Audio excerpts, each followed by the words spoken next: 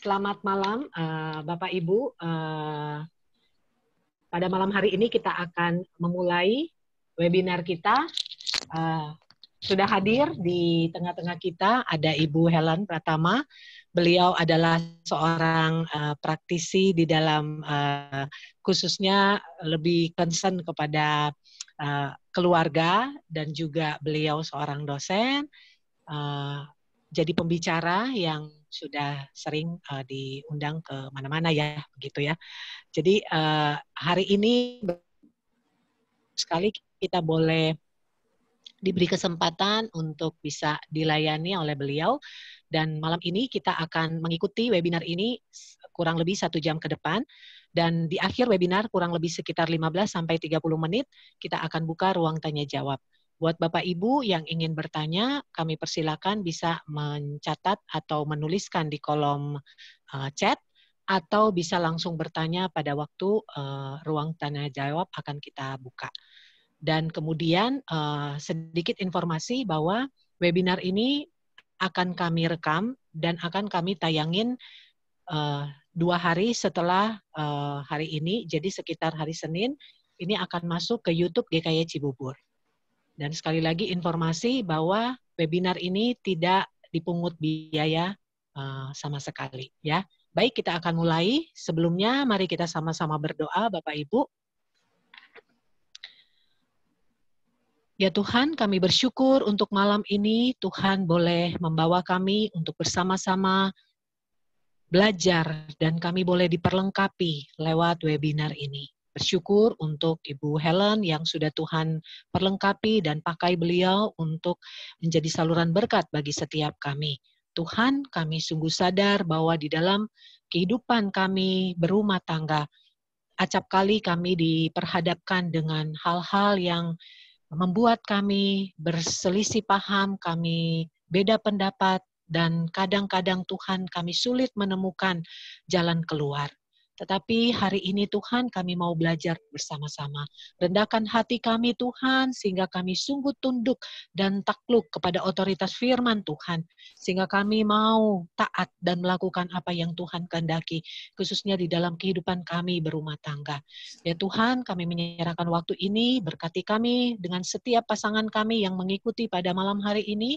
Tuhan pakai kami. Berkati juga hamba-Mu, biarlah Engkau juga yang akan pakai Bu Helen, sehingga dia sungguh-sungguh Tuhan menjadi alat di tangan Tuhan lewat webinar ini. Inilah doa kami Tuhan, kami sampaikan hanya di dalam nama Tuhan kami Yesus Kristus. Amin. Silakan, kami persilakan kepada Bu Helen. Oke. Selamat malam Bapak Ibu sekalian.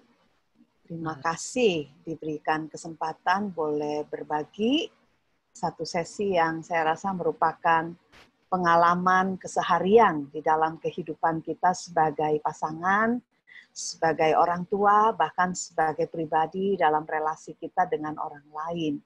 Dan malam ini kita mau sama-sama masuk ke dalam sebuah perjalanan memikirkan tentang pengelolaan konflik yang terjadi di dalam kehidupan kita berumah tangga. Saya diberikan kesempatan untuk boleh menikah dengan Pendeta Wendy, dan pernikahan kami sudah memasuki tahun 31 tahun ya, 31 tahun menuju ke 32 tahun. Dan pengalaman pernikahan kami ya mirip dengan pernikahan juga pada umumnya. Kadang kita bisa menikmati pengalaman dalam kenyamanan, tapi kadang-kadang kita juga bisa berbeda pandangan, dan kadang-kadang kita juga bisa masuk ke dalam sebuah perjalanan konflik, khususnya pada awal-awal perkawinan. Dan sekarang sih karena udah ada di dalam satu fase sarang kosong, kami justru menikmati waktu kembali berdua, karena satu anak sudah menikah, dua anak tidak ada di dalam rumah, sehingga waktu-waktu yang kami miliki itu seperti kami membangun kembali pernikahan yang pada saat kita memulainya cuma berdua. Dan kapan kami konflik terakhir saya lupa, udah nggak tahu kapan ya. Rasanya udah lama sekali enggak, karena sekarang ini menghitung hari. Kita nggak ingin satu hari berlalu dengan sia-sia, maka kita making most of the time. Ada banyak hal yang kemudian tidak lagi menjadi hal yang dipermasalahkan dibandingkan ketika kita masih sangat muda dulu. Nah, hari ini saya akan membagi sebagai rekan seperjalanan, bukan sebagai expert, karena kita sama-sama adalah orang-orang yang terus belajar, dan dengan satu dan lain orang kita selalu bisa menemukan hal yang bisa kita pelajari.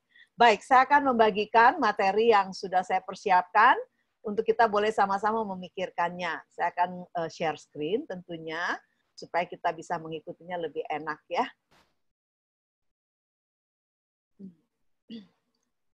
Oke. Ketika kita berbicara tentang konflik, ada banyak orang Kristen merasa tidak nyaman memikirkan bahwa kok orang Kristen di dalam hidupnya itu ada konflik ya, pernikahannya kok bisa mengalami sebuah perjalanan yang sulit seperti itu. Ada beberapa orang Kristen yang berpikir secara utopia, kita katakan, tidak membayangkan bahwa di dalam pernikahan Kristiani boleh terjadi konflik atau kenapa terjadi konflik dan sebagainya. Sehingga ada banyak sekali cara pandang yang tidak tepat ketika memikirkan mengenai konflik yang muncul di dalam hubungan perkawinannya. Dan kalau kita melihat ke dalam perjalanan hidup kita sebagai satu pribadi dengan pikiran, dengan perasaan, dengan pengalaman hidup yang berbeda satu sama lain, maka perjalanan kita bersama dengan seseorang yang dengannya kita menikah adalah perjalanan yang sebenarnya akan memunculkan banyak perbedaan. Ketika kita berbicara mengenai konflik, mungkin itu adalah saatnya ketika saudara dan saya mengalami sebuah perbedaan. Perbedaan sudut pandang, perbedaan harapan, perbedaan keinginan, dan sebagainya. Dan kita harus mengatakan dan mempercayai satu hal bahwa di dalam dunia yang sudah jatuh ini, dan saudara dan saya hidup di dalamnya, sebagai orang-orang yang membawa natur dosa, maka konflik adalah bagian yang sangat normal di dalam sebuah hubungan yang sehat dan intim dan katakanlah baik sekalipun, ideal sekalipun. Dan kita tahu bahwa di dalam perjalanan konflik kita menemukan ada letak perbedaan kepribadian dan juga perbedaan yang ada di dalam diri masing-masing yang ketika dipertemukan di dalam satu waktu yang sama bisa memicu terjadinya sebuah perbedaan yang bukan hanya perbedaan pandangan, tetapi mungkin melibatkan cara pandang terhadap situasi yang dirasakan ada bahayanya kayak begitu ya. Dan bagaimana kita bisa belajar menghadapi konflik, bukan menghindarinya, itu sangat penting sekali, karena ketika konflik diolah dengan tidak tepat, itu akan mendatangkan bahaya yang berat atau bahaya yang parah kalau kita katakan sangat berbahaya bagi perjalanan sebuah hubungan intim yang panjang yang kita miliki seperti di dalam perkawinan dan juga keluarga. Tetapi ketika konflik bisa ditangani dengan tepat, dengan cara yang positif, dengan cara yang konstruktif, maka konflik itu menyediakan bagi kita sebuah kesempatan untuk memperkuat ikatan di dalam hubungan dua orang ataupun hubungan di dalam keluarga. Dan kalau kita bisa melihat di dalam perjalanan kita nanti, di dalam sesi ini kita mau belajar bagaimana kita bisa menilai sebuah konflik, bagaimana kita bisa masuk untuk bisa mengelola konflik, bagaimana kita bisa melihat kalau konflik itu tidak diselesaikan dia menjadi racun, tapi kalau dia bisa diselesaikan dengan baik, dia menyuntikkan kekuatan di dalam hubungan kita. Kalau kita berbicara mengenai konflik, tentu saja yang ada di dalam benak kita pasti adalah sebuah ketegangan yang kita miliki. Tetapi kalau kita mau secara jujur memahami mengenai konflik, secara jelas memahami mengenai konflik itu sendiri, maka boleh kita katakan konflik itu lebih dari sekedar ketidaksepakatan. Dan ini merupakan satu kondisi di mana saudara dan saya bisa melihat ketika konflik terjadi, saudara dan saya sebenarnya melihat ada satu situasi yang kita rasa ada sebuah ancaman, entah terhadap harga diri kita, entah terhadap kepentingan kita, entah terhadap kenyamanan kita, atau sesuatu yang kita rasa penting buat kita. Dan ketika kita merasa adanya ancaman seperti itu, entah itu real, entah itu hanya sebuah persepsi kita, titik itulah kita merasakan kita sedang menghadapi sebuah ketegangan dengan orang yang dengannya kita berhadapan pada saat itu.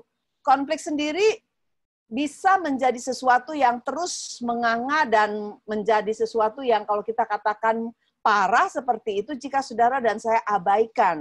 Dan ada banyak sekali bukti dari situasi itu ketika kita saat ini diharuskan untuk tinggal di rumah, berjumpa dengan orang-orang dekat, dengan orang dekat kita itu dalam waktu yang jauh lebih panjang dari biasanya dibandingkan dengan masa pandemi. Dan statistik membuktikan sejak pandemi COVID-19 ini mengharuskan kita stay at home, work at home, study at home, bahkan church at home, kita menemukan statistik dari tingkat KDRT meningkat.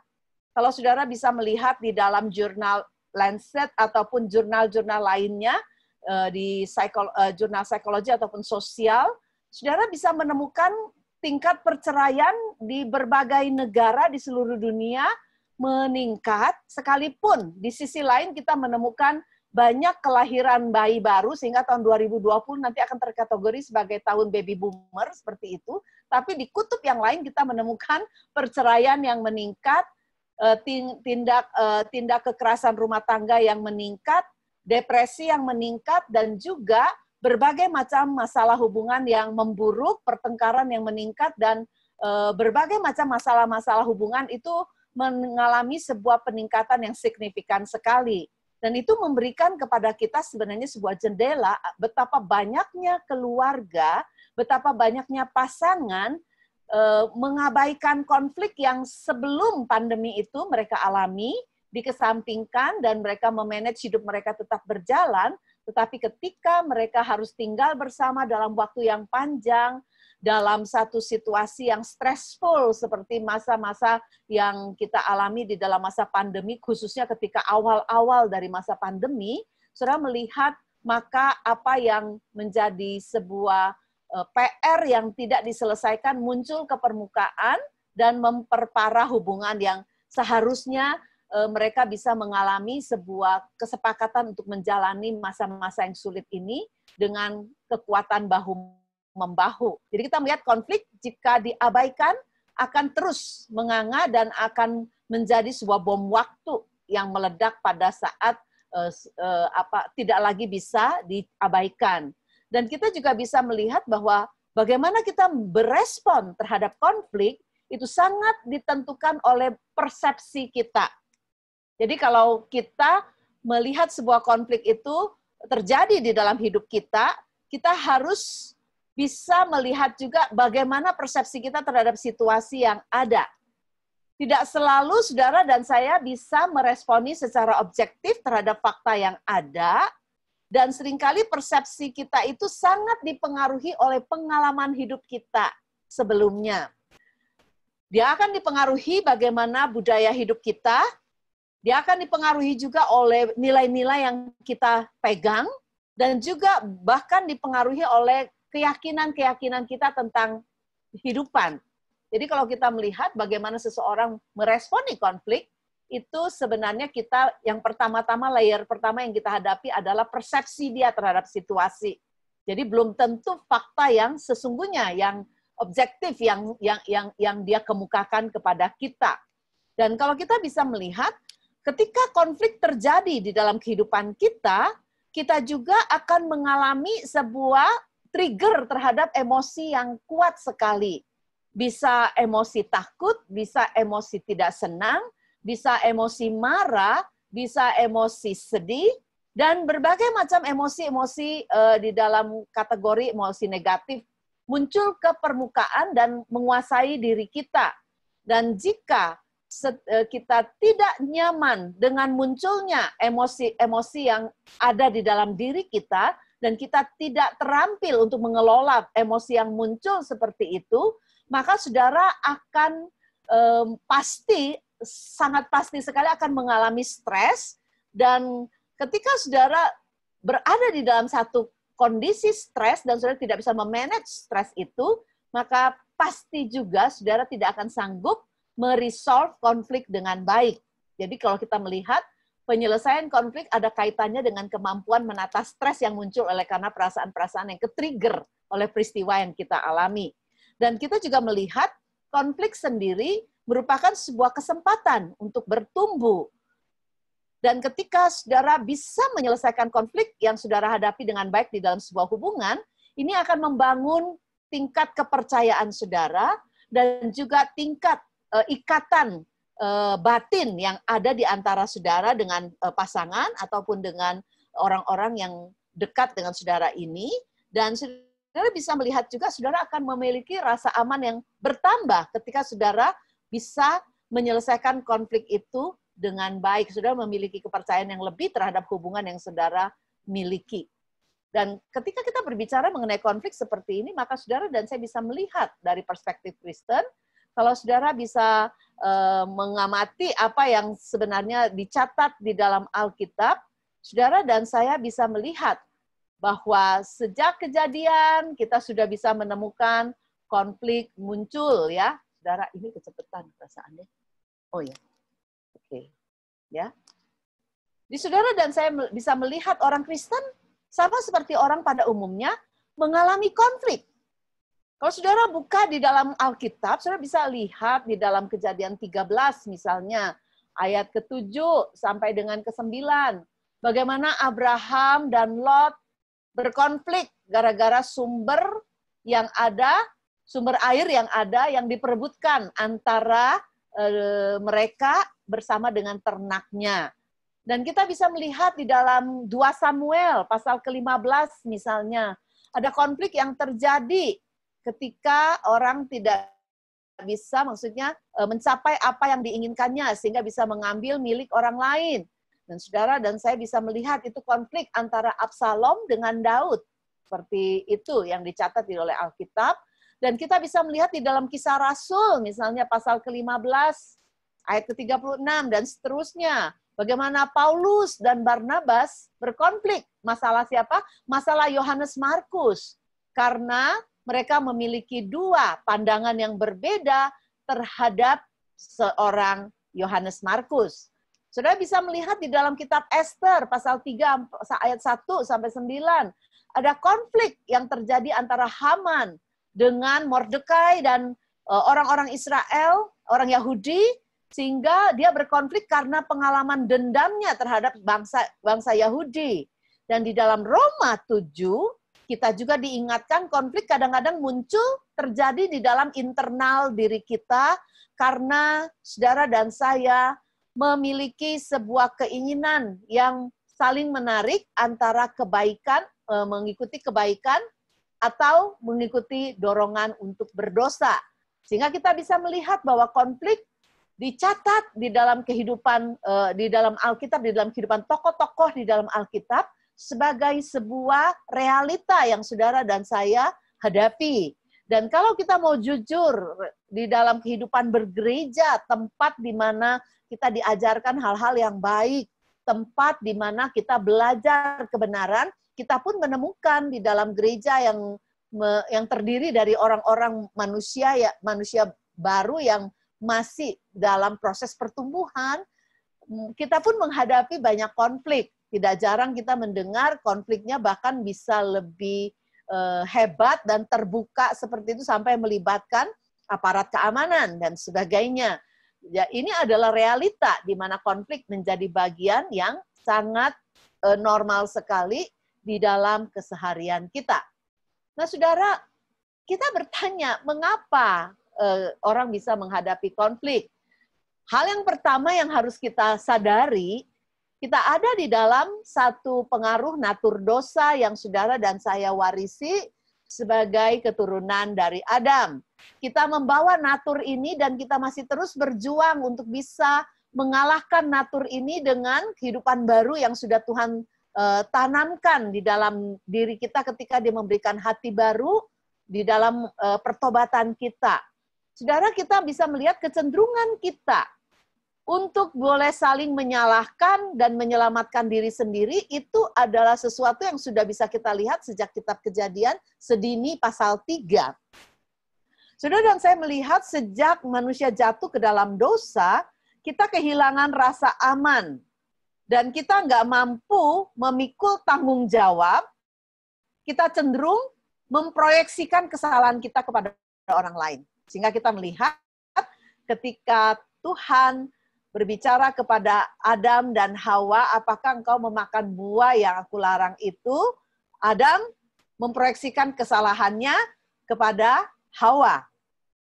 Dan Hawa memproyeksikan kesalahannya kepada si ular. Dan kita bisa melihat permainan ini terus berulang di dalam kehidupan kita, bahkan di dalam perjalanan pribadi kita, dengan pasangan kita, dengan orang-orang terdekat di dalam hidup kita. Dan kita bisa melihat bahkan anak-anak yang masih muda pun, masih kecil pun, bisa memakai pola ini.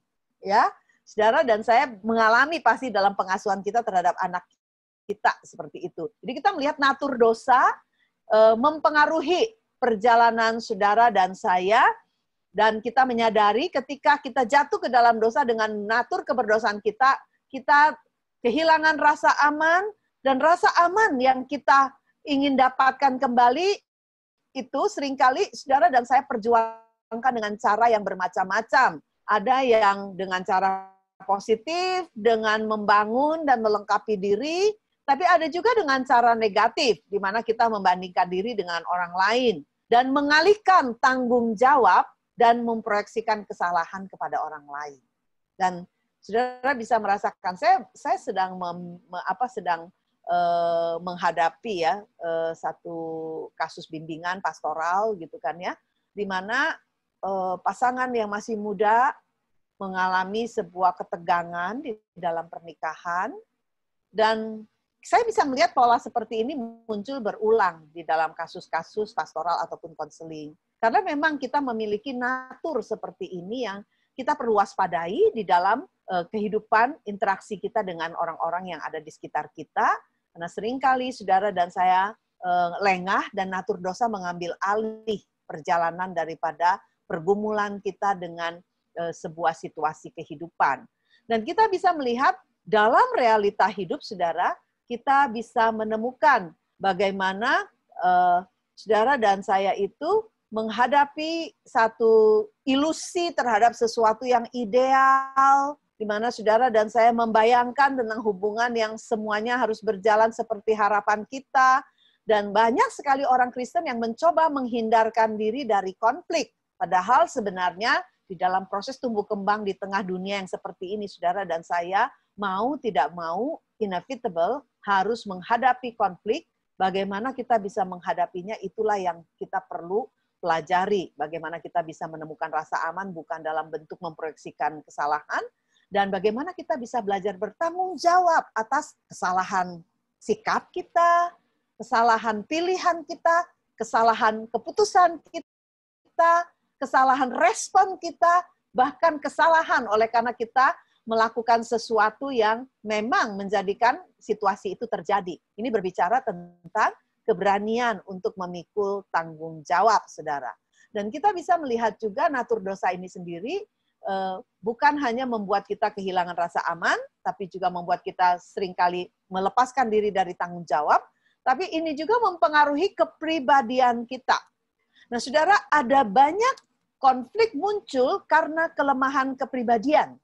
Ada orang tertentu yang bertumbuh menjadi seseorang yang ketika berkomunikasi itu mudah mengeritik.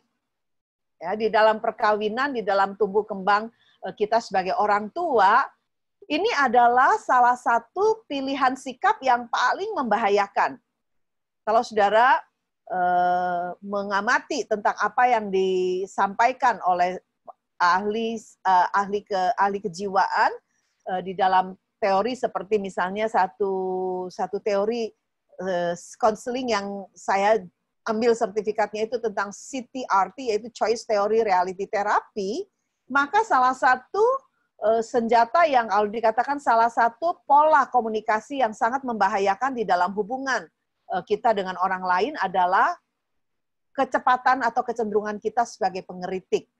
Dan kita bisa melihat ada pribadi tertentu yang mudah sekali bersuasana hati negatif, dan mudah sekali melihat hal-hal yang tidak menyenangkan dia, dan mudah sekali meluncurkan kritikan terhadap orang yang ada di sekitarnya, khususnya orang yang hidup dengan dia. Kalau kita memiliki satu pasangan atau kita menjadi pasangan yang pengeritik atau kita menjadi orang tua yang pengeritik, saudara, suasana dalam keluarga kita pasti penuh dengan kalau kita katakan titik-titik api konflik, saudara. Dan individu dengan pikiran yang penuh prasangka itu juga masalah kepribadian, cenderung menyalahkan orang lain dalam segala sesuatu yang dia pikir dan dia rasa, sehingga setiap kali dia merasa hatinya itu sedang galau, hatinya sedang merasa nggak happy, hatinya sedang merasa tidak nyaman, orang lain yang bertanggung jawab terhadap perasaan dia. Dan ini adalah masalah kepribadian. Dan contoh lain lagi daripada masalah kepribadian yang memicu konflik adalah individu dengan sebuah orientasi yang sangat subjektif, cenderung merasa diri paling berhak mendapatkan apapun yang dia inginkan. Ada orang yang bertumbuh dengan satu sudut pandang yang hanya melihat dirinya, kalau saya boleh katakan kacamata selfie ya, selalu melihat segala sesuatu dari kacamata selfie. Saya tahu ketika kita selfie yang kita lihat diri kita yang gede ya, karena kamera selalu menghadap kepada kita, dan banyak orang melihat kehidupan selalu dari kacamata selfie sehingga dia merasa dirinya yang paling berhak diprioritaskan, dirinya yang paling berhak dipikirkan, dirinya yang paling berhak mendapatkan apapun yang dia harapkan. Dan ini adalah masalah kepribadian yang seringkali kita katakan memicu konflik. Ini yang kita pelajari. Dan kalau kita berbicara tentang konflik itu sendiri, selalu ada pemicu, ya, selain daripada yang kita katakan mendatangkan konflik seperti itu. Jadi kita melihat konflik seringkali juga terjadi selain daripada natur dosa, selain daripada kehilangan rasa aman yang kita miliki, selain dari kecenderungan untuk menghindari diri dari tanggung jawab ataupun masalah-masalah kepribadian, maka perbedaan individu itu juga seringkali memicu konflik. Ketika kita berhadapan sebagai dua orang yang berbeda, maka saudara dan saya akan memiliki perbedaan di dalam pendirian. Saudara dan saya akan mengungkapkan perasaan secara berbeda terhadap sebuah situasi. Di dalam rumah tangga, perbedaan individu seringkali menjadi bagasi yang terus-menerus harus kita bahas. Karena apa? Karena itu akan membuat kita memiliki perbedaan sudut pandang, perbedaan penilaian, dan banyak aspek akan muncul sebagai sumber konflik di antara kita. Perbedaan individu menjadi pemicu, perbedaan latar belakang, kalau kita katakan, bagaimana saudara dibesarkan di dalam keluarga, bagaimana saudara memiliki budaya hidup yang dibangun sekian lama selama tumbuh kembang saudara, dan ini mendatangkan sebuah perbedaan di dalam menyikapi segala sesuatu, memperlakukan banyak hal seperti itu, dan meresponi banyak hal. Saudara, kalau saudara pernah mengalami perbedaan latar belakang menjadikan saudara itu ribut besar, maka saudara sekarang saat ini mungkin diingatkan untuk bisa melihat betapa kalau saja kita memiliki perspektif yang lebih tepat terhadap perbedaan, mungkin konflik itu tidak perlu terjadi gitu ya. Dan kita bisa melihat hal yang lain yang memicu konflik adalah perbedaan kepentingan. Nah, di dalam rumah tangga itu seringkali terjadi seperti itu. Ketika seorang istri merasa bahwa membeli tas yang mahal itu sebenarnya wajar-wajar saja. Pergi keriting rambut dengan harga yang jutaan itu biasa-biasa saja kalau mau cantik gitu kan ya. Buat suaminya, aduh buat apa, buang duit gitu kan ya. Sayang-sayangin, emang udah beli satu tas, akan berhenti gitu, nggak akan beli tas lagi gitu kan ya. Nah itu perbedaan pandangan tentang apa yang penting. Tapi sebaliknya ketika seorang suami sekarang ini semuanya lagi suka bersepeda ya, beli sepeda yang mahal gitu kan ya, atau beli tongkat golf yang mahal kalau suka golf, beli alat pancing yang mahal, itu buat istrinya, aduh sayang-sayangin banget sih, yang penting kan yang penting udah cukup bagus, sudah oke lah, nggak usah yang mahal-mahal banget gitu ya. Nah itu kita melihat perbedaan kepentingan, bisa juga ya uang ini mau dilokasiin kemana, itu jadi masalah gitu ya. Itu muncul jadi sebuah perdebatan, uang ini mau dibelanjakan apa di dalam kesepakatan saudara, karena ada perbedaan kepentingan. Istri punya kepentingan begini, suami punya kepentingan begitu. Dan saudara, kita bisa melihat perbedaan yang terjadi dari kepentingan itu seringkali memicu konflik di dalam rumah tangga. Tapi perubahan-perubahan nilai dan situasi yang saat ini terjadi mendadak dan tidak bisa kita hindari, ini juga menyebabkan banyak konflik terjadi. Karena ada situasi stres, ada situasi perubahan ketidakpastian di dalam hidup, ada sebuah situasi di mana setiap kita menghadapi sebuah pengalaman yang belum pernah ada sebelumnya, sehingga kita belum punya strategi untuk bisa menghadapinya dan tidak bisa memprediksi kapan situasi ini akan berakhir. Kita hanya berharap. Saudara, ini juga menimbulkan konflik di dalam rumah tangga kita. Nah, saudara, kita bisa melihat setiap kita memiliki perbedaan secara kepribadian.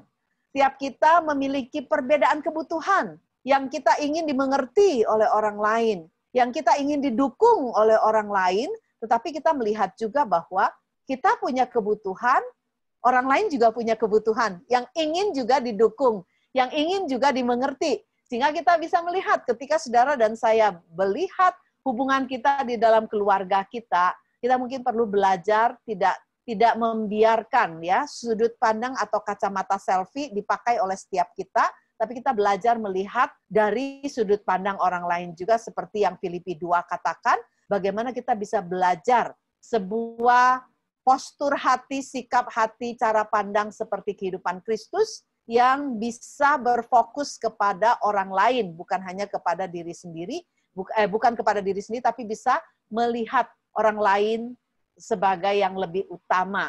Nah, ini adalah pemicu konflik, penyebab pemicu konflik yang terjadi seringkali di dalam keseharian kita, di dalam rumah tangga kita. Nah, pertanyaan yang lain adalah mengapa terjadi konflik? Ada 3 hal yang bisa kita singkapkan di sana. Yang pertama adalah ketika ada kebutuhan yang tidak terpenuhi. Setiap kita punya kebutuhan, tadi saya katakan, yang kita harapkan orang lain bisa mengerti dan orang lain bisa memenuhinya.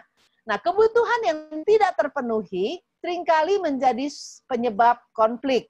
Ketika suami membutuhkan istrinya untuk bisa memberikan waktu, saya ingat sekali ya di dalam perkawinan saya memiliki sebuah pola asuh yang saya alami itu berbeda dengan Bapak.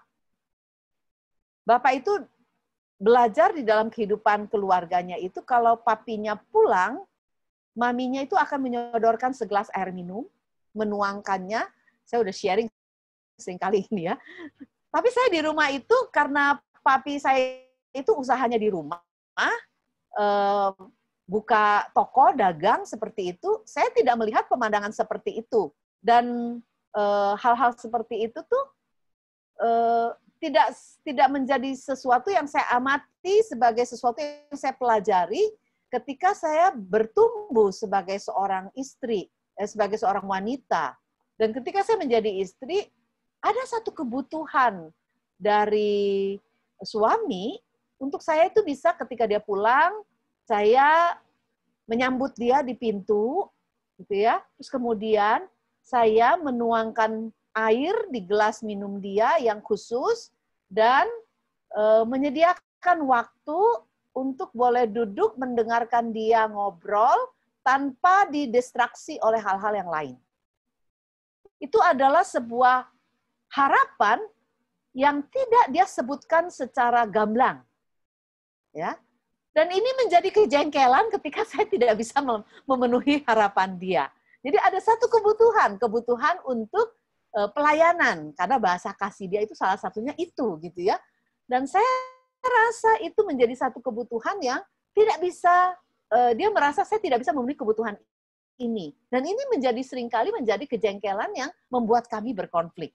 Sampai kemudian dia menyampaikan secara real apa yang menjadi kebutuhan yang diharapkan saya lakukan, hal yang simple. Tapi untuk belajar menjadi sangat terampil dan alami, itu dibutuhkan waktu sangat lama sekali ya. Ini salah satu contoh kenapa konflik terjadi, karena needs yang tidak terpenuhi. Terus bagaimana dengan saya? Saya juga mengalami seperti itu dengan dia gitu ya. saya kalau sakit, saya ingin sekali, maksudnya dia itu bisa membiarkan saya gitu kan ya, nggak perlu ngapa-ngapain, biarin aja gitu kan ya. Tapi kalau dia sakit, dia ingin dia bisa mengalami bagaimana dia diurus seperti mamanya mengurus dia. Waduh, itu juga satu penyesuaian, saudara ya. Perbedaan needs. Karena saya tumbuh di dalam sebuah rumah di mana mama saya punya anak banyak sekali. Jadi kalau kami sakit, ya udah kami tidur gitu kan ya. Kami minum obat pada waktunya. Kami makan makanan seperti yang sudah ada aja gitu ya. Paling mami saya masakin bubur gitu kan ya. Tapi nggak ada treatment spesial. Tapi kalau suami saya diberikan treatment spesial ketika sakit gitu. Dan itu adalah salah satu sumber konflik di awal-awal pernikahan kami, bahkan sampai beberapa tahun menikah, saya tidak cukup peka untuk bisa melihat hal itu.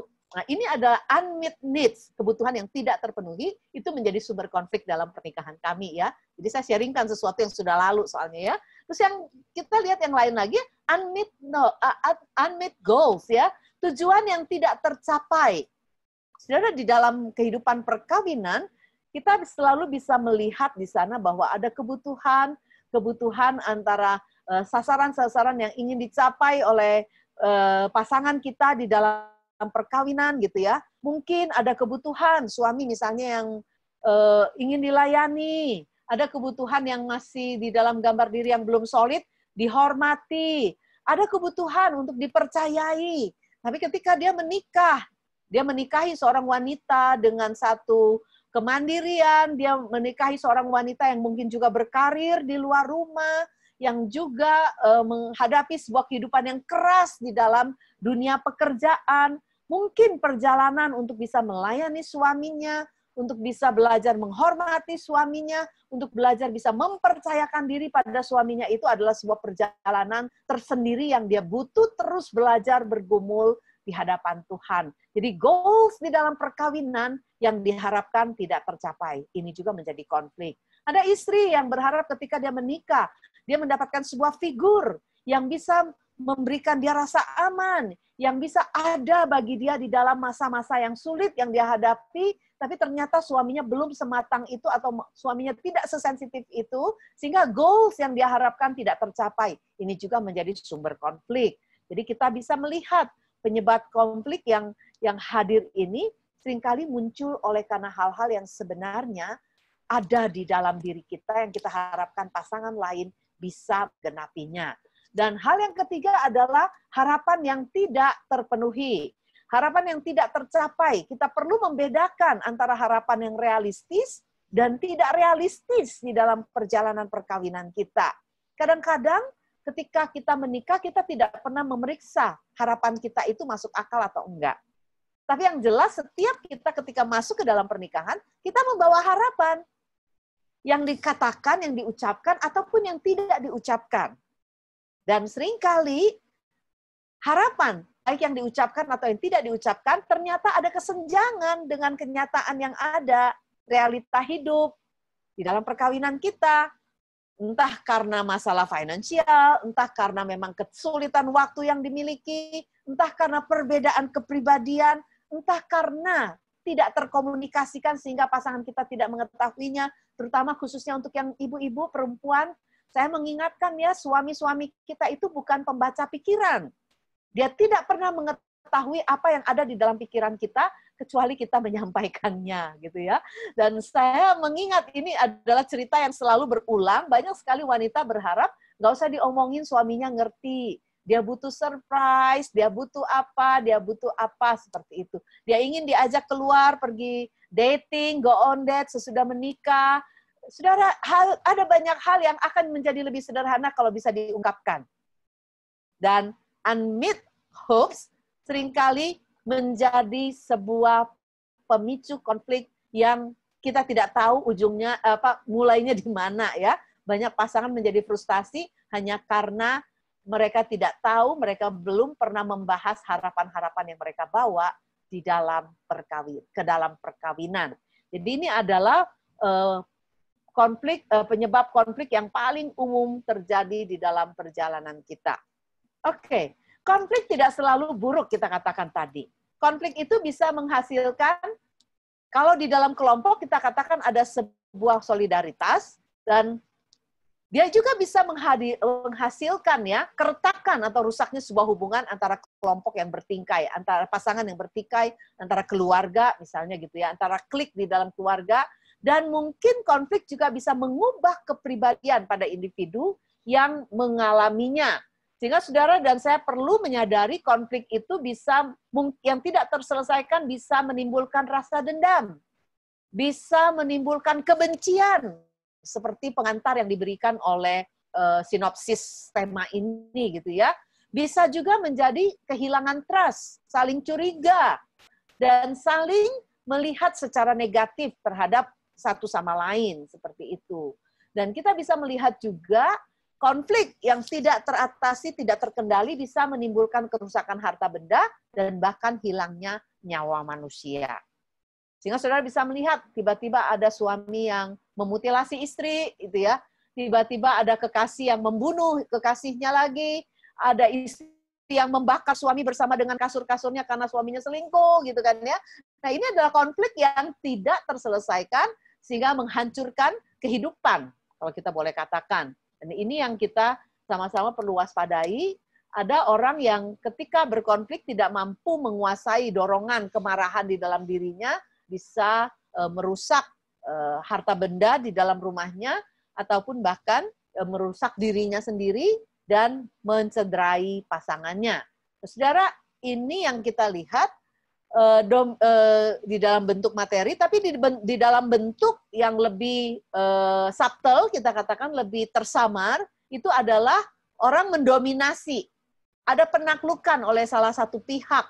Di dalam perkawinan seringkali terjadi pihak yang lebih kuat, pihak yang lebih dominan, mendominasi pihak yang lebih lemah. Orang tua mendominasi anak, atau anak bisa mendominasi salah satu orang tua, pasangan ya, entah suami mendominasi istri, ataupun istri mendominasi suami, oleh karena konflik yang tidak diselesaikan dengan baik, dan tidak menjadikan konflik itu sebuah landasan untuk boleh bergumul, bertumbuh, bukan hanya di dalam hubungan dengan pasangan, tapi juga bertumbuh di dalam kerohanian. Nah, saudara, kalau kita lihat lebih jauh, ada beberapa jenis konflik yang perlu kita perhatikan. Ada jenis konflik yang sifatnya produktif. Artinya melalui konflik itu terjadi sebuah proses pertumbuhan, di mana kita justru belajar untuk bisa keluar dari hal-hal yang mengikat kita, entah di dalam ketidakbisaan berinisiatif, ketidakbisaan bertanggung jawab, tapi ada juga konflik yang bersifat destruktif. Dan kita perlu mengukur ya, kebiasaan kita berkonflik itu ada di mana. Apakah setiap konflik membawa kita lebih bertumbuh atau justru lebih merosot ke dalam hal yang sebenarnya membahayakan pertumbuhan diri kita dan juga perkembangan gambar diri pasangan, katakanlah ya anak, seperti itu. Dan konflik ada yang bersifat irasional, artinya sesuatu yang sebenarnya nggak masuk akal, tapi kita tidak menyadarinya. Dan ada yang sifatnya rasional, artinya bahwa memang konflik itu real, seharusnya ya terjadi karena ada sesuatu yang perlu dibahas. Tapi yang irasional adalah karena persepsi, karena kecurigaan, karena kita paranoid. Jadi kita berkonflik dengan pasangan karena paranoid itu. Karena pasangan misalnya, saya pernah ya menolong satu pasangan yang suaminya kalau ditelepon itu harus langsung ngangkat. Kalau suaminya itu nggak ngangkat, maka si istri itu akan merasa jadi paranoid sekali dan mereka mulai bertengkar gara-gara telepon suaminya tidak langsung ngangkat telepon.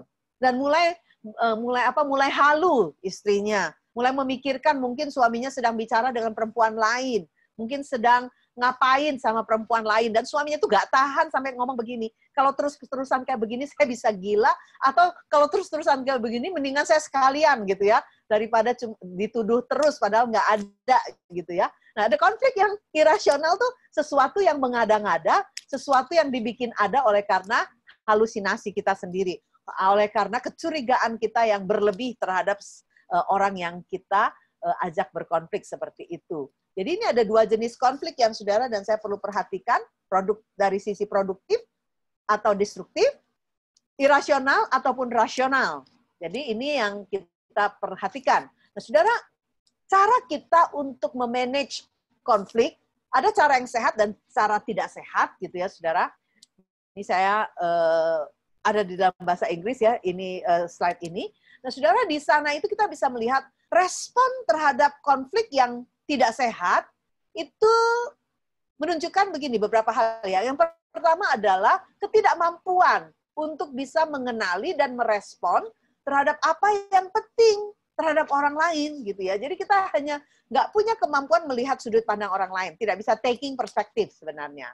Nah, kalau yang sehat di dalam hal ini, yaitu punya satu kemampuan untuk mengenali dan berespon terhadap perspektif orang lain. Tadi saya katakan kita punya kebutuhan, kita ingin orang lain mengerti dan support, tapi kita juga harus ngerti orang lain juga punya kebutuhan. Dia juga butuh dimengerti dan butuh disupport. Jadi kita bisa mengambil perspektif bukan hanya terhadap diri kita, tapi juga terhadap orang lain.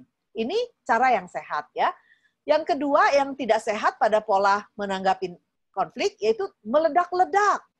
Penuh dengan kemarahan, penuh dengan rasa luka, dan penuh dengan sebuah kejengkelan, reaksi yang penuh dengan kejengkelan. Itu tidak akan positif, ya, akan destruktif konfliknya.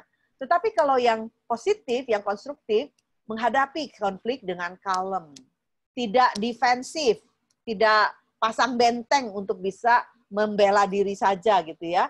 Dan punya satu reaksi yang kalau kita katakan penuh dengan rasa hormat, tidak brutal dengan kata-kata, tidak brutal dengan tenaga, dan tidak brutal dengan sikap bahasa tubuh seperti itu.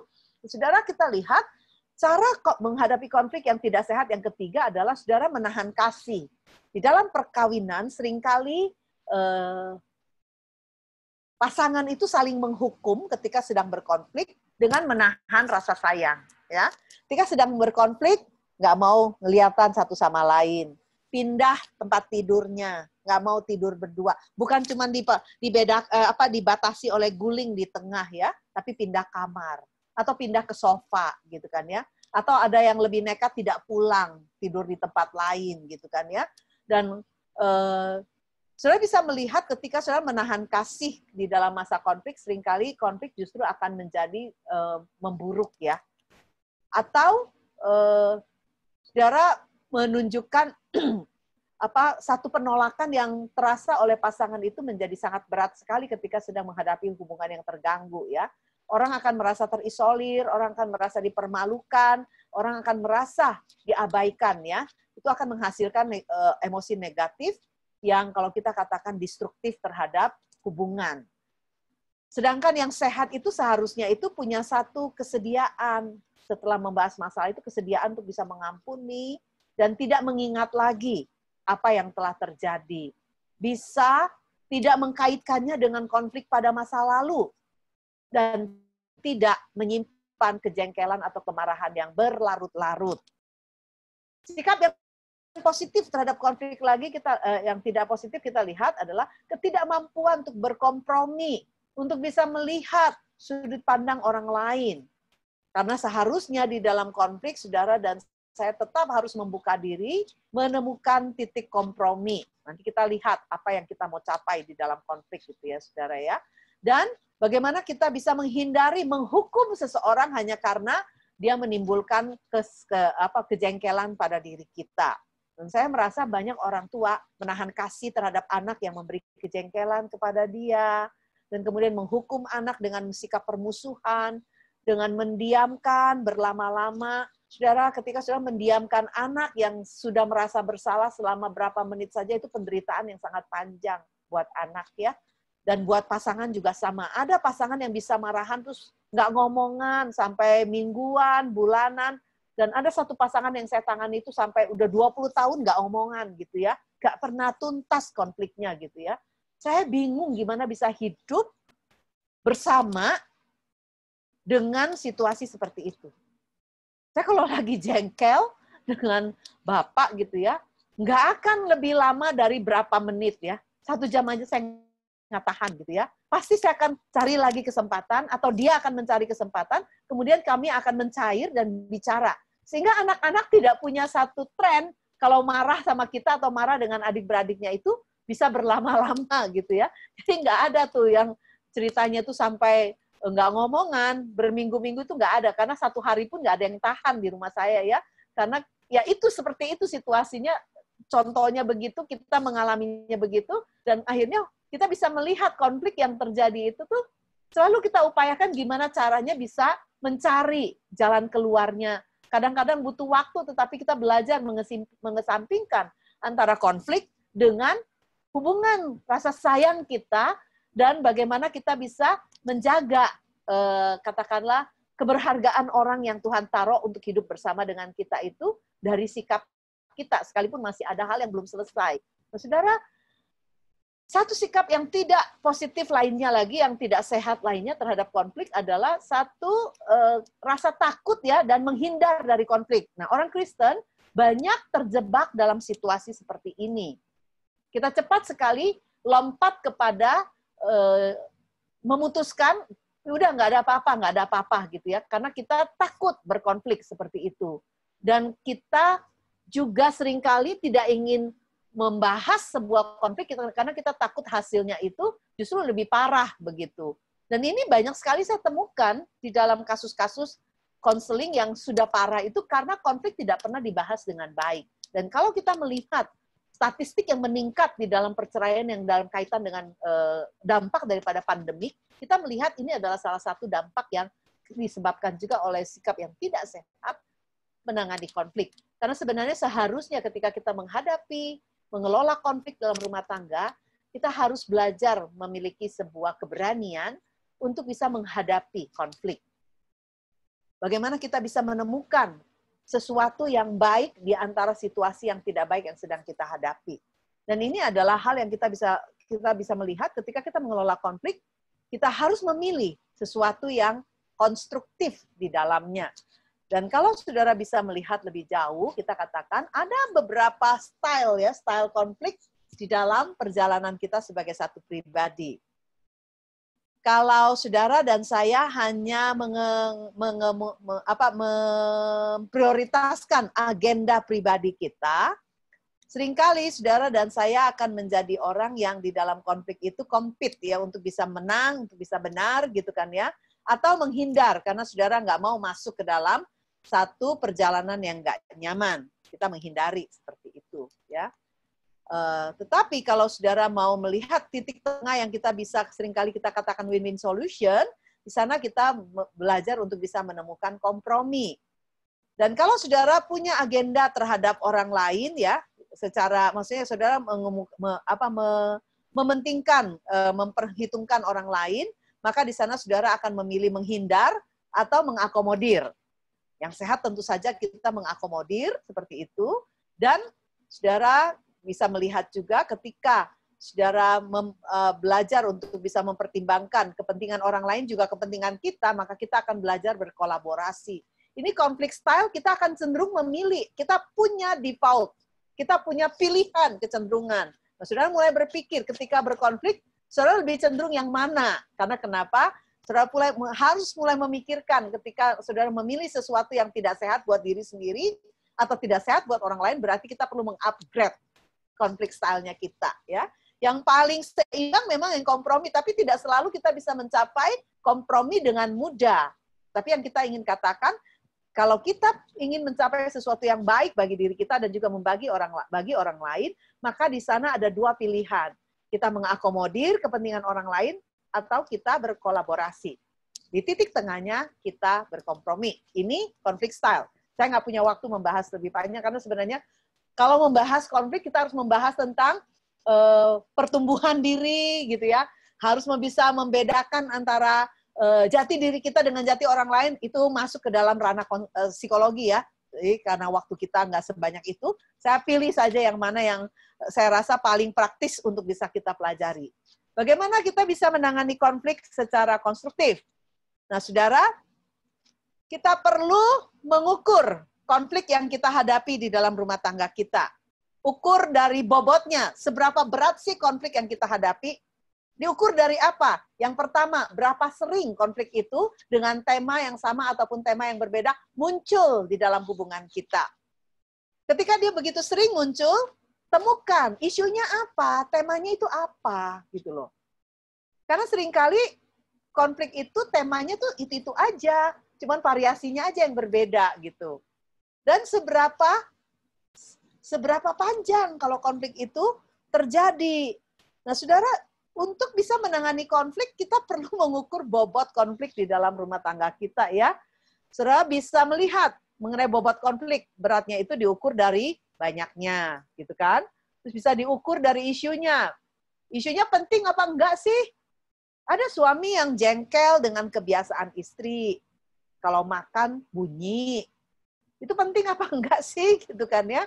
Ada istri yang jengkel terhadap suami. Karena kenapa? Jorok kalau pakai kamar mandi. Berantakan. Ya, muncrat kemana-mana. Kalau cuci tangan, lap tangan itu tuh nggak pernah dikepret-kepret dulu airnya. Jadi begitu dia pegang kain lapnya itu terus cepet basah, jadi kesel istrinya ganti ganti kain lap melulu gitu kan ya. Atau itu penting apa enggak sih meributkan hal seperti itu gitu kan? Ada yang maksudnya saudara perlu melihat ya isunya penting apa enggak gitu loh. Terus kemudian kalau saudara ukur daripada katakanlah saudara bisa melihat durasinya seperti itu ya. Berapa sering sih? Apakah setiap hari? Selalu ada aja yang menjadi sumber perselisihan, pertikaian gitu saudara ya. Dan hal-hal yang kecil, kalau begitu sering, saudara perlu memperhatikan. Mungkin yang kecil itu penting buat pasangan kita. Ya, kita mungkin perlu belajar membahasnya juga gitu ya. Kadang-kadang orang mengatakan bahwa yang penting buat seorang wanita itu kumpulan dari yang kecil-kecil gitu kan ya. Suami-suami itu sakit kepala suruh mikir kayak begitu gitu ya. Karena buat mereka bagaimana mungkin seorang wanita itu mempermasalahkan hal yang kecil-kecil remeh-temeh gitu ya. Saya sering mengatakan kepada para suami, buat banyak wanita itu banyak sekali hal yang kecil-kecil itu dikumpulin jadi hal yang besar buat dia gitu kan. Jadi mungkin kalau karena memang kamu sayang sama dia, mungkin perlu menyelami ya. Tapi yang istri juga saya katakan, kalau hal yang kecil kemudian membuat kamu merenggang dengan suami, saya rugi, saya rasanya kalau hilang 1 hari ya, nggak bisa menikmati waktu kebersamaan yang menyenangkan ya dengan pasangan, saya rasanya rugi sekali gitu ya. Sehingga ada banyak hal yang kita perlu timbang, yang mana lebih penting?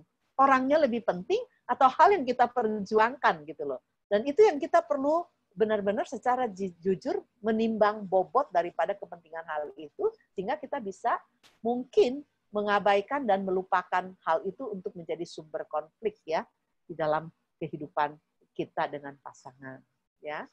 Bagaimana kita bisa mengatasi konflik? Saudara, kadang-kadang ketika menyelesaikan konflik, kita diperhadapkan dengan tujuan terhadap situasi yang ada dan hubungan. Ada orang yang melihat ya, yes or no di situ ya. Karena ketika dia berbicara tentang tujuan, dia mementingkan mencapai tujuan dan dia mengorbankan hubungan di dalam sikap yes or no-nya ya dengan pihak yang terkait. Tapi ada juga tujuan dan hubungan itu jawabannya itu no. Ada orang yang mementingkan hubungan dengan pihak yang terkait sehingga mengorbankan pencapaian tujuan dari situasi yang menciptakan konflik itu. Ya udahlah, ngalah aja ya. Ya udahlah. Karena kenapa? Nggak ingin hubungannya itu menjadi terganggu. Tidak semua hal kita perlu mengalah dalam cara seperti itu. Karena tidak baik kalau terus-menerus kita mengabaikan, karena mungkin suatu saat saudara tidak bisa bertoleransi lagi, akan meledak menjadi sangat parah sekali. Dan ada yang mengorbankan keduanya, itu tujuan dan hubungan, hanya untuk menang, hanya untuk benar gitu ya. Ada yang mementingkan keduanya, dan saudara dan saya perlu melihat ya, ketika orang yang kita ajak konflik adalah orang yang tidak bisa kita kibaskan seperti pasangan, seperti anak. Ada waktunya kadang-kadang saudara dan saya perlu memikirkan let go apa yang menjadi harapan kita ya. Karena biar bagaimanapun juga orang lebih penting dari apapun yang saudara dan saya pikir, kecuali itu berkaitan dengan hal-hal yang prinsipil yang terkait dengan katakanlah harga diri yang tidak bisa saudara tawar lagi gitu, udah sampai dasar gitu kan ya, atau sesuatu yang kalau kita katakan berkaitan dengan prinsip kebenaran seperti itu. Saudara, di dalam penyelesaian konflik ada beberapa hal yang kita perlu perhatikan. Ada orang yang menyelesaikan konflik dengan cara pandang win-lose ya. Jadi selalu berjuang untuk menang, memenangkan konflik. Menjadi orang yang benar, menjadi orang yang berhak untuk merasa dirinya itu bisa menyalahkan orang yang berkonflik dengan dia. Pokoknya dia selalu harus mencapai hal itu. Ada yang lose and win. Artinya saya kalah, kamu menang. Maka dia menghindari konflik. Ya. Tapi yang kita selalu berjuang untuk bisa mencapai adalah bagaimana bisa sama-sama menang. Kita bernegosiasi, kita mencapai kompromi. Tapi ada orang di dalam konflik itu udah aja sama-sama ancur-ancuran, destruktif. Dan di dalam perkawinan, setiap hal ini bisa kita lihat contohnya. Dan di dalam kehidupan perkawinan kita, di dalam konflik, entah dengan pasangan ataupun di dalam kehidupan berkeluarga dengan anak, kadang kita masuk ke dalam pola ingin menang, sehingga kita nggak mau ngalah, sehingga kita tetap ngotot gitu ya. Tapi ada kalanya udah kita mengalah seperti itu karena males gitu ya. Apalagi kalau udah konflik berkepanjangan dan yang satu sudah mendominasi, seringkali pihak yang didominasi memilih untuk udah kabur aja gitu ya. Saya kadang-kadang mendengar ada istri yang merasa bahwa suami saya sibuk gitu ya, ngurusin ngoprek motor, ngobrek mobil, nggak mau pakai waktu untuk duduk, ngobrol bareng. Saya katakan sejak kapan? Udah lama sekali gitu kan ya. Kapan kalian punya percakapan yang menyenangkan? Bukan tentang hal-hal lain, tapi tentang kalian berdua. Waduh, udah nggak inget, kayak gitu kan ya. Saya menduga sebenarnya di dalam pola konflik mereka yang ada itu berulang kali terjadi loss and win. Kamu menanglah, sudah kamu angel lah, kamu selalu benar lah. Saya nggak ada apa-apanya. Saya memang nggak pernah benar. Jadi ada di dalam posisi yang satu mendominasi dengan situasi itu dan yang satu lari dari konflik yang ada. Kalau saudara dan saya bisa mencapai win-win, maka keduanya akan selalu merasa bahwa saya diperhitungkan. Dan saya ingin kamu juga mendapatkan apa yang kamu mau, dan saya mendapatkan juga apa yang saya mau. Di sini tercapai sebuah kompromi, di sini tercapai pengakomodiran, di sini tercapai juga kolaborasi, itu yang paling penting ya saudara ya. Dan ada yang lose-lose, ya sudah nggak apa-apa, udah kita ancur-ancuran aja. Buat apa kita bahas, nggak ada jalan keluarnya, destruktif di dalam konflik. Saudara, di dalam perkawinan, saudara bisa melihat kita bisa terjebak di dalam salah satu, tapi ingatlah bahwa Tuhan sebenarnya tidak menginginkan kita memilih hal yang lose-lose terutama. Tuhan juga tidak ingin kita selalu menjadi orang yang ingin menang sendiri. Tuhan juga tidak ingin kita menjadi orang yang merasa selalu kalah. Tapi bagaimana kita bisa saling memfasilitasi untuk bisa mendapatkan apa yang bisa kita berikan kepada pasangan kita satu sama lain. Saudara, ada 5 langkah yang kita bisa tempuh ketika saudara dan saya menghadapi konflik.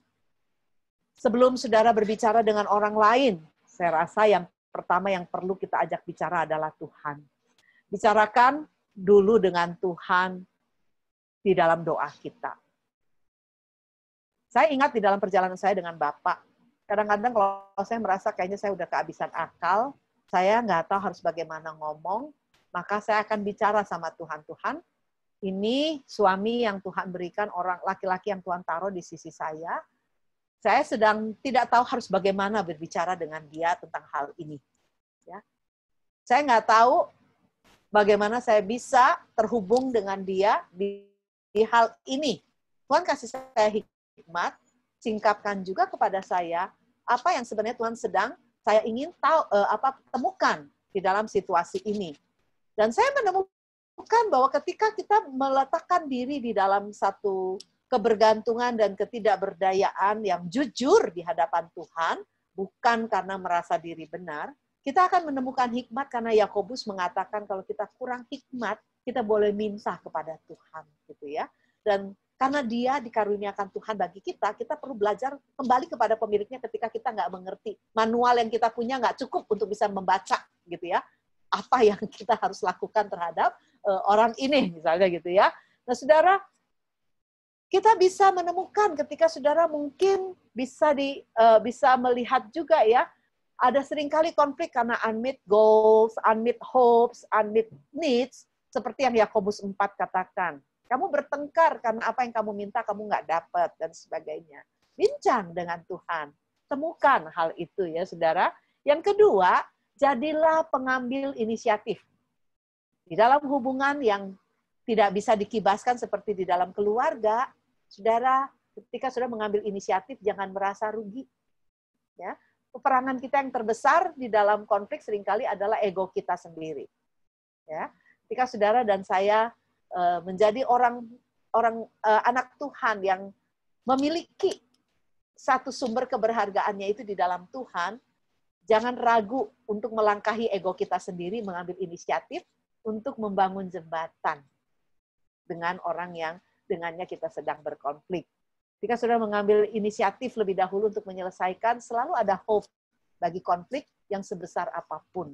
Ya, saudara, itu yang kedua. Setelah saudara bincang dengan Tuhan, dengan hikmat Tuhan saudara mengambil langkah, minta Tuhan pegang hati dan pikiran saudara, juga pegang hati dan pikiran pasangan ataupun anak yang dengannya kita sedang terganggu hubungannya. Atau siapapun yang sedang saudara hadapi. Ya.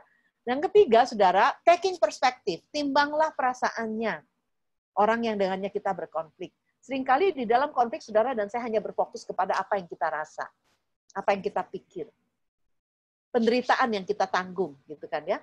Tapi kita lupa mempertimbangkan bahwa orang yang dengannya kita berkonflik mungkin juga memiliki perasaan yang terluka, terpuruk, ya, dan merasa sangat down.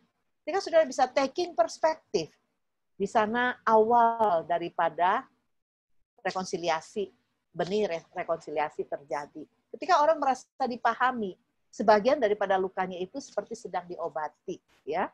Jadi timbang perasaannya, jangan hanya memikirkan perasaan kita. Ketika kita menimbang perasaannya, mungkin saudara dan saya perlu belajar mendengarkan lebih dulu, ya. Bagaimana saudara bisa berempati, berdiri pada posisi dia, bukan hanya pada posisi kita. Ketika saudara dan saya berdiri di posisi kita dan dia di posisi dia, kita berhadapan sebagai rival. Tapi ketika saudara menempatkan diri, memakai sepatunya berdiri di situasi dia, saudara akan mengirimkan sebuah pesan, saya mengerti yang kamu rasa. Ketika pasangan menemukan, pasangannya bisa mengerti perasaannya, sebagian healing sudah terjadi di sana. Ya, saudara belajar untuk bisa memahami lebih dulu dan menerima lebih dulu. Dan saya rasa itu semua yang ditunjukkan Tuhan bagi kita ketika dia datang menjangkau kita sebagai pendosa yang dia ingin angkat kita dari keterpurukan kita. Dan selalu belajar, di dalam konflik selalu setiap kita masing-masing punya porsinya. Tadi kita katakan, kenapa konflik terjadi? Karena orang seringkali tidak mau mengambil tanggung jawab. Ambil tanggung jawab kita. Kadang-kadang tanggung jawab kita mungkin bukan awal, tapi respon kita menjadi tanggung jawab kita. Reaksi kita itu tanggung jawab kita. Perasaan kita yang muncul itu tanggung jawab kita. Orang boleh menyebabkan kita, orang boleh memancing kita untuk merasa tertentu. Tapi pilihan kita untuk membiarkan perasaan itu muncul dalam diri kita. Jadi buat saya di dalam perjalanan konflik, ambil apa yang menjadi tanggung jawab kita, dan itu akan menjadi satu perjalanan menyelesaikan situasi jauh lebih baik ya. Dan pakailah kesempatan untuk berbicara dengan lembut, karena saudara akan membuka konflik itu dengan baik sekali untuk bisa membahas dan kemudian menyelesaikannya. Amsal mengatakan, ketika kita berbicara dengan lembut itu, kita akan meredakan kemarahan. Ya. Jika saudara menggunakan kata-kata yang baik, saudara tidak akan menimbulkan luka baru. Jika saudara memakai kata-kata yang lembut, saudara mungkin menyiram api yang masih tersisa di sana, sekam yang masih bisa menyala ketika diberikan nyawa ya dengan kemarahan kita. Ini adalah 5 langkah yang sebenarnya saudara dan saya bisa tempuh. Dan ketika saudara mau menyelesaikan masalah, saudara, kita perlu dengan jujur mengakui ada masalah di sana, gitu ya. Ada gangguan di sana. Saudara perlu belajar ya, ketika timbul sebuah masalah, cari fakta-faktanya dulu. kumpulkan fakta, terus telusuri masalahnya apa. Brainstorming dengan diri kita dengan berbagai pemikiran untuk bisa mencari solusi, bukan untuk mencari peluru supaya bisa ditembakkan kepada orang yang saudara dan saya sedang berkonflik dengannya, dan upayakan bagaimana bisa mencari kesepakatan, ya. Maka ketika saudara dan saya bisa mencoba menyelesaikan sebuah masalah yang menjadi sumber konflik dengan cara yang tenang, dengan cara yang teratur, dengan cara yang memiliki motif yang baik, dan saudara belajar untuk terlebih dahulu mendengarkan Tuhan sebelum menyampaikan menyampaikan perkataan kepada orang yang dengannya kita berkonflik, saudara dan saya akan melihat konflik menjadi sebuah batu loncatan untuk kita bertumbuh ke tempat yang lebih tinggi. Oke, saya akan berhenti di sini untuk bisa memberi kesempatan bertanya jawab.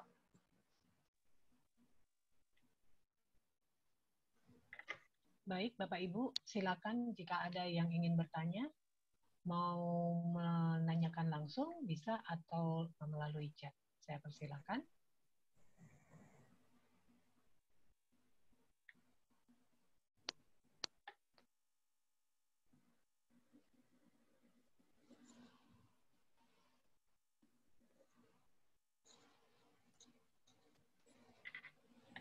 Apakah ada?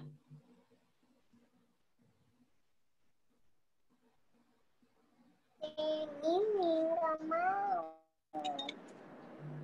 Yang mau yang ini.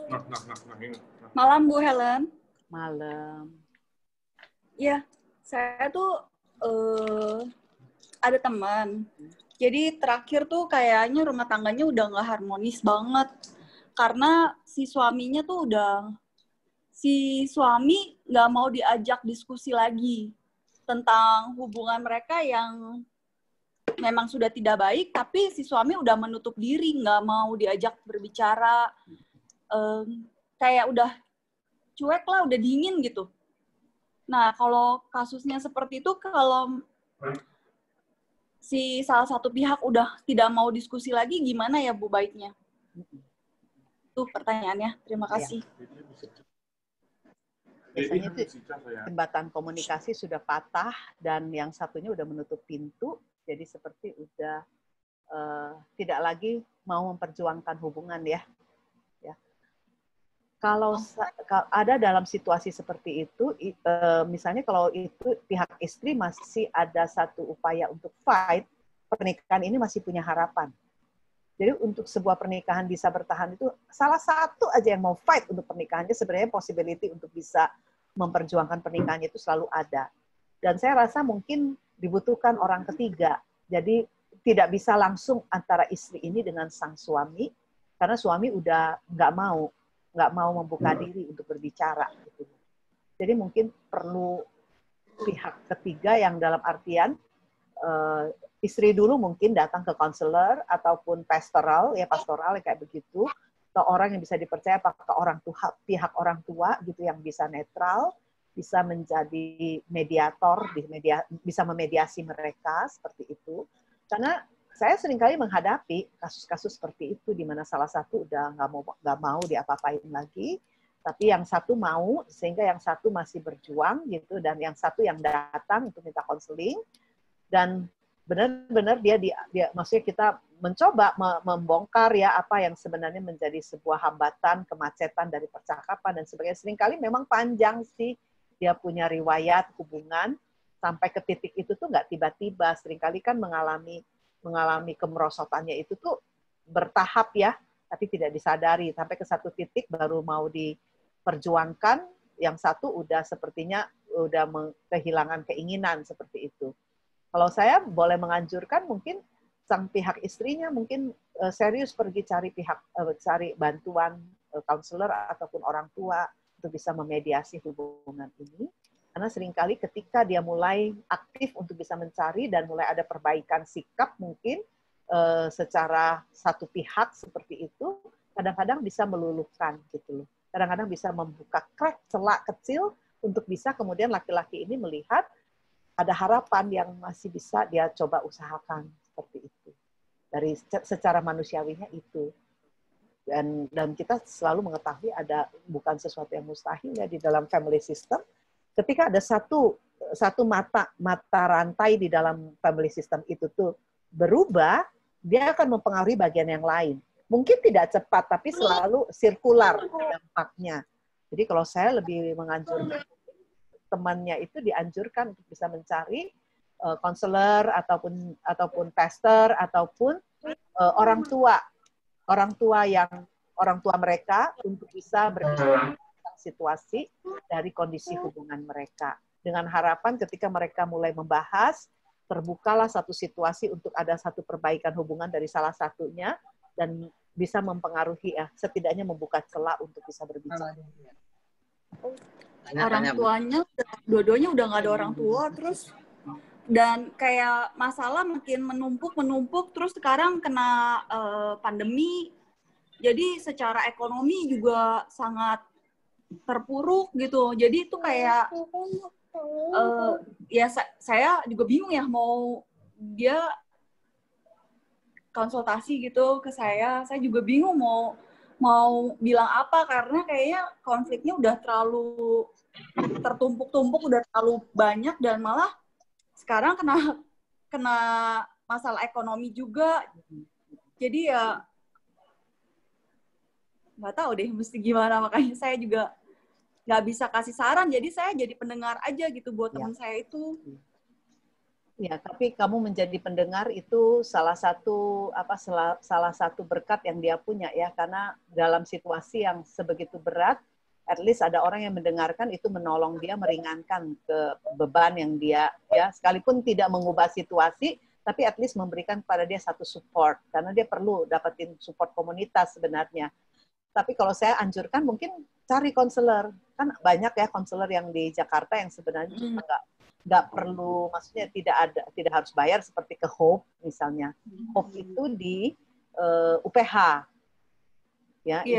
Itu sebenarnya kan nggak ada charge-nya kecuali sedang running test yang memang butuh inventory. Nah itu kadang-kadang ada charge kayak begitu. Jadi mungkin konselor keluarga lah gitu loh, yang bisa menolong dia untuk bisa memproses dari bagian dia, tanggung jawab dia gitu. Iya. Ya. Oke. Baiklah, makasih Bu. Welcome. Baik, silakan. Jika masih ada yang ingin bertanya. Ya, silakan. Tanya. Ya. Mau tanya. Boleh, Bu? Boleh. Ya. Ada 3 kali, tapi pendek-pendek pertanyaannya. Ini keluarga, bukan keluarga saya, tapi saya kenal.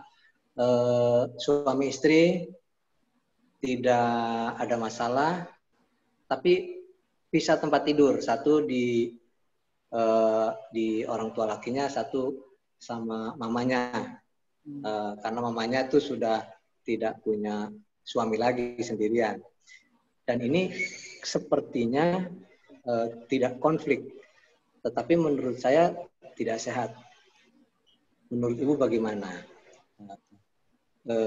Apakah ini suatu keluarga yang diinginkan Tuhan? Terus kedua, ada keluarga juga yang satu suaminya judi, bahkan sampai motor orang lain digadai, sehingga dia mau cerai. Ini bagaimana?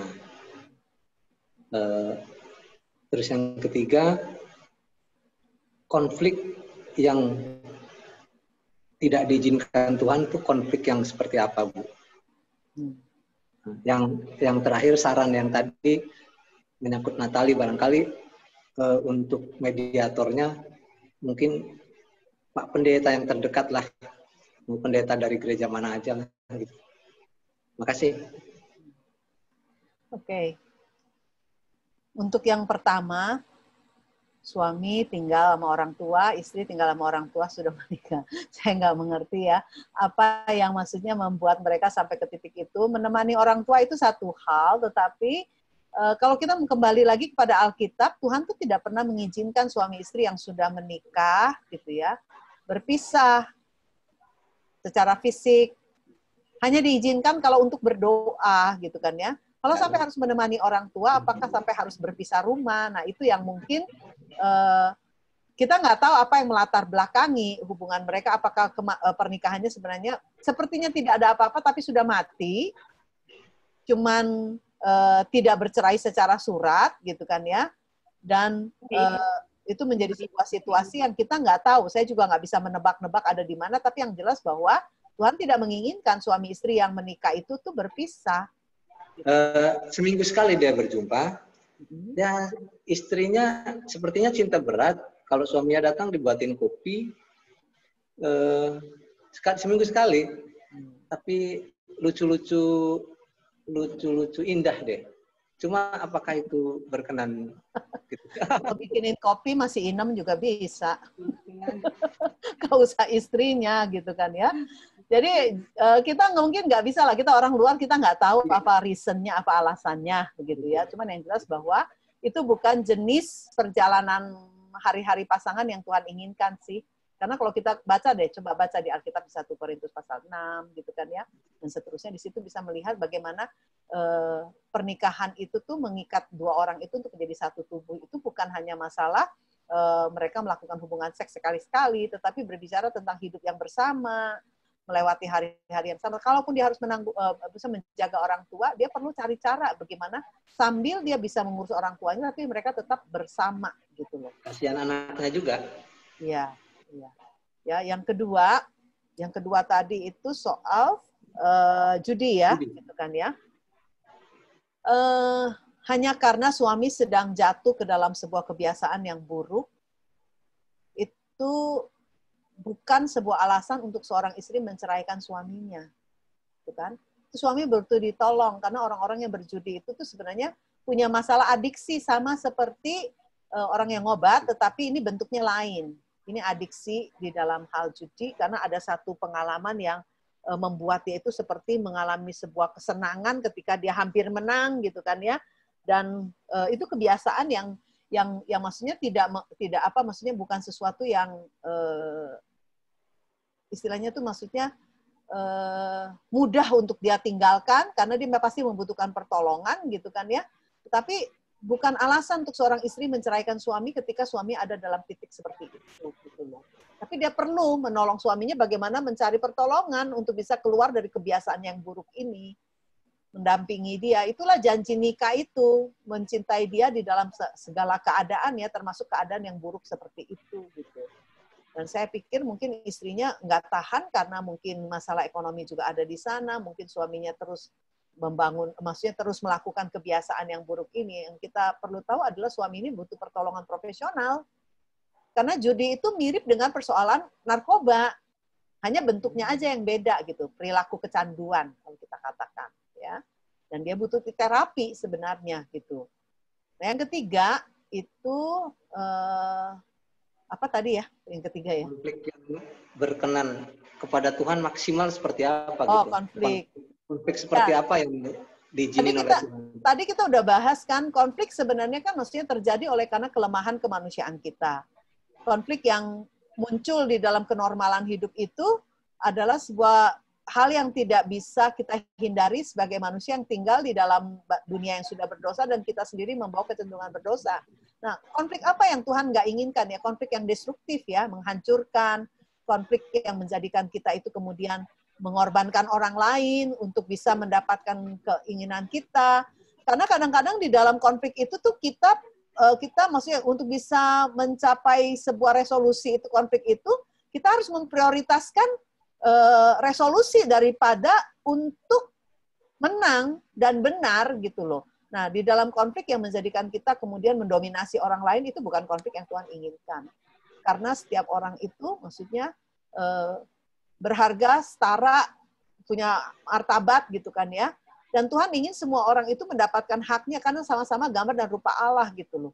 Bukan ada orang tertentu yang menang, yang lain dikalahkan dan ditaklukkan seperti itu. Jadi kalau karena begini, ada satu cerita dan itu mungkin terjadi pada setiap pasangan. Ada cerita teman saya, dia mah habis dengerin firman ya gitu-gitu aja, pulang rumah sampai gitu aja. apa gunanya gitu. Jadi ya sudahlah, gue diem aja. Tapi sambil pesimis. Jadi sepertinya tidak ada konflik. Menurut saya itu konfliknya sudah jadi menggumpal. Nah, terus kita juga mungkin sama pasangan kita udah dibilangin berkali-kali, ya sudahlah, biar ya, daripada bertengkar ya sudahlah. Tapi itu bukan menyelesaikan masalah gitu. Itu menurut saya konflik yang Kompromi itu. Yang udah lebih dari konflik, apa namanya ya? Sehingga putus asa, ya sudahlah. Kalau terjadi kayak gitu terus menumpuk. Ah, jadi konflik, jadi malah konflik tuh. Itu pembiaran. Mungkin perlu membedakan antara hal yang kita, maksudnya gini, ada hal yang kita harapkan pasangan kita berubah, ataupun pasangan kita mengharapkan kita berubah. Kita perlu membedakan hal yang memang dia bisa berubah dan apa hal yang dia memang tidak bisa berubah. Misalnya kayak ada banyak hal yang sebenarnya udah memang bawaan kepribadiannya, misalnya sesuatu yang memang melekat dengan kepribadian dia. Pertumbuhannya pasti tidak bisa sama dengan satu kebiasaan yang memang bisa dilatih untuk berubah, misalnya gitu ya. Nah, ada kalanya kita belajar mencintai orang lain dengan keterbatasan yang dia punya itu, dengan satu sikap, ya udah saya merelakan.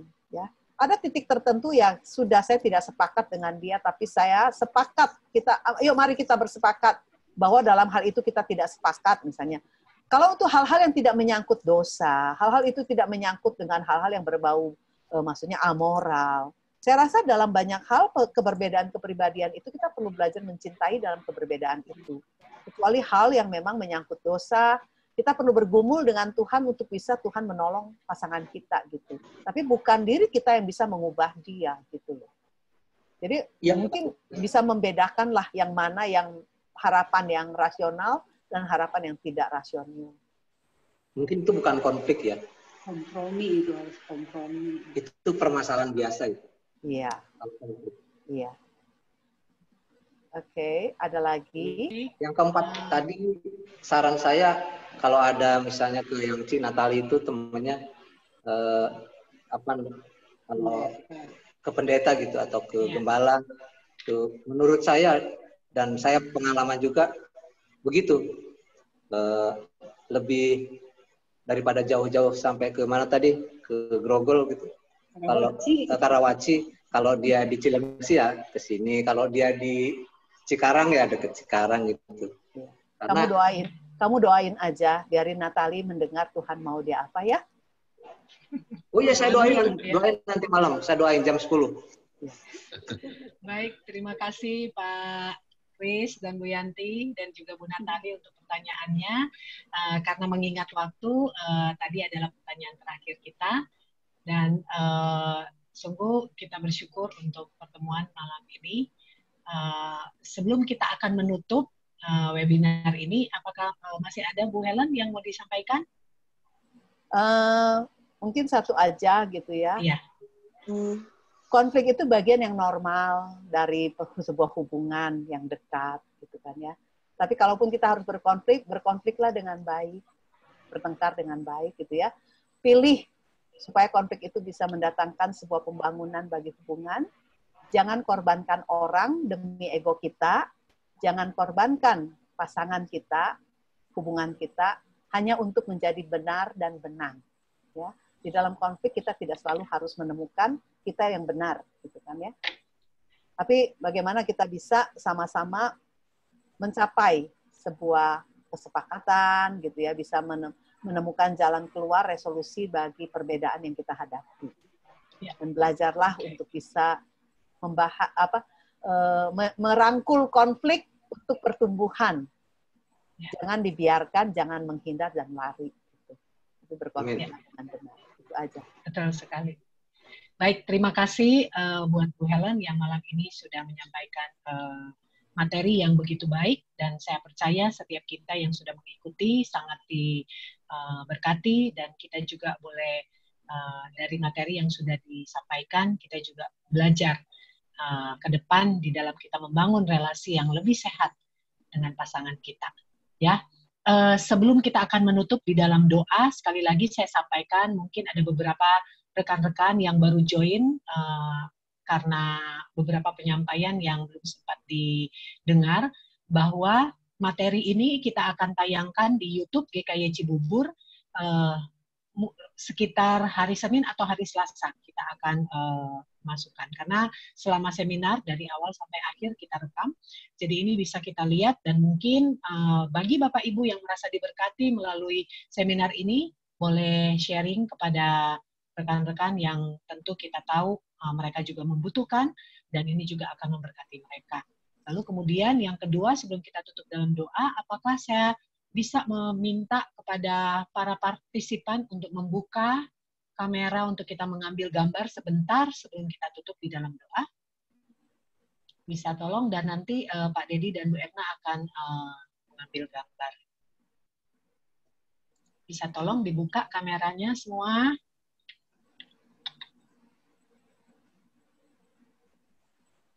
Silakan Pak Dedi yang lead. Ngomong. Ya Bu, sebentar Bu. Sudah? Dibuka kameranya. Bentar. Baik, jika ada yang belum bisa tolong. Silakan Pak. Oke, mulai ya. 1. Ada 2 halaman ini ya. Halaman 1 dulu. 1, 2, 3.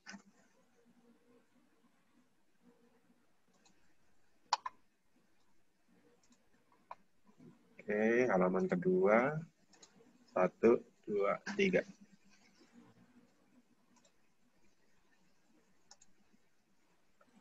Oke, sudah. Oke, baik, terima kasih. Kita akan menutup seminar kita pada malam hari ini. Sekali lagi, sebelumnya kami mengucapkan terima kasih untuk Bu Helen pada malam hari yang sudah menjadi saluran berkat buat kita. Saya persilakan kepada Pak Tatang yang akan memimpin kita di dalam doa. Thank you, Bu Helen. Welcome. Kita sama-sama berdoa ya.